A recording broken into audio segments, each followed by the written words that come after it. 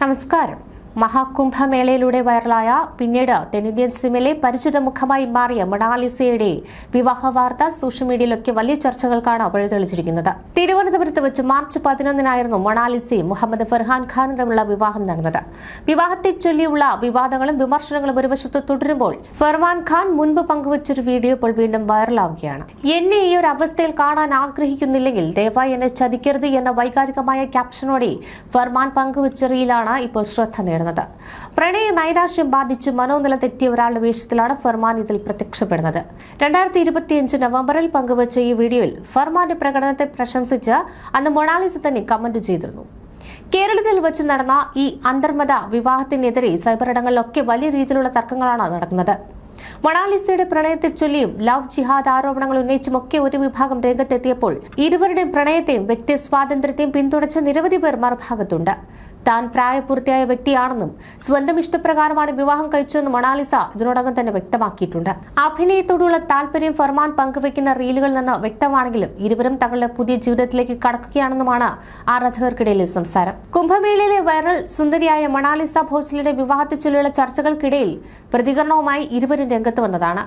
തങ്ങളുടെ വിവാഹവുമായി ബന്ധപ്പെട്ട് ഉത്തരേന്ത്യയിൽ ലവ് ജിഹാദ് എന്ന തരത്തിൽ പ്രചരിച്ചുകൊണ്ടിരിക്കുന്ന വ്യാജ വാർത്തകൾ കൊണ്ടാണ് ഈ വാർത്താ സമ്മേളനം വിളിച്ചുകൂട്ടിയതെന്നും കാര്യങ്ങൾ വിശദീകരിക്കാൻ വന്നതെന്നുമൊക്കെ മൊണാലിസയും ഫർമാനും പ്രതികരിച്ചിരുന്നു. തിരുവനന്തപുരം അരുവാനൂർ ക്ഷേത്രത്തിൽ വിവാഹിതരായ മൊണാലിസയ്ക്ക് 18 വയസ്സ് പൂർത്തിയായിട്ടില്ല എന്ന് ചൂണ്ടിക്കാട്ടി വിശ്വ ഹിന്ദു പരിഷത്ത് DGPക്ക് നൽകിയ പരാതിയിൽ പ്രതികരണവുമായിട്ടാണ് ഇരുവരും രംഗത്ത് വന്നത്.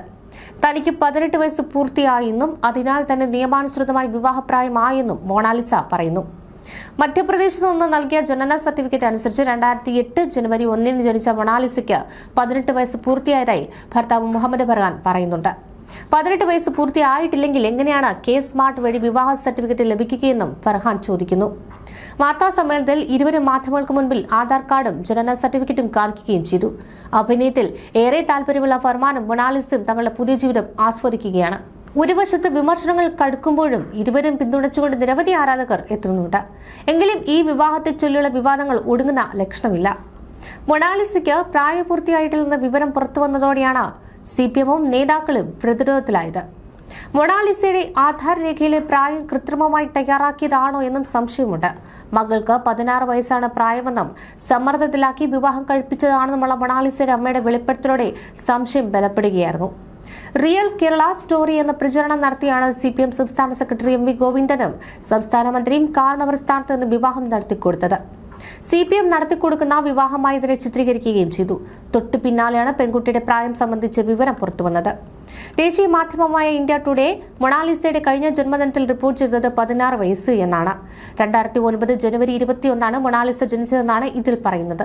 ഇത് ശരിയാണെങ്കിൽ മൊണാലിസയുടെ ഇപ്പോഴത്തെ പ്രായം 17 വയസ്സും 2 മാസവുമാണ്. മലയാള മാധ്യമങ്ങളും ഇതേ കാര്യം കഴിഞ്ഞ വർഷം റിപ്പോർട്ട് ചെയ്തു. എന്നാൽ പോലീസ് സ്റ്റേഷനിൽ സമർപ്പിച്ച ആധാറിൽ 1/1/2008 ജനന തീയതി.